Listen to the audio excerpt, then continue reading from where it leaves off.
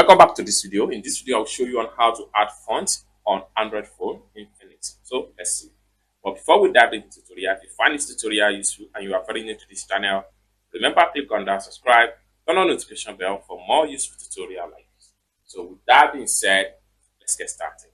The very first thing you need to do is to head over to your phone settings. So I'm going to click on here. After you open up your phone setting, next thing you need to do is simply scroll down and go to personalizations. So click on that. Take you right here. Next thing you need to do is to simply scroll down all the way down and look for my fonts. Click on that. Then it take you right here. Next thing you need to do is to simply click on this plus sign from the top. Then you have the list of different fonts right here. Now you can simply select any of the fonts here and download them for free. Let's, for instance, I'm interested in getting this font. I will simply click on it. Click on here.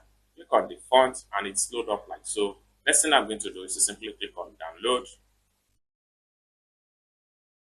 Download with data, click on OK.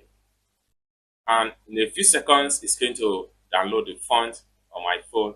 After you download the font, next thing you need to do is to simply click on apply. Use the font as remainder. Simply click on OK.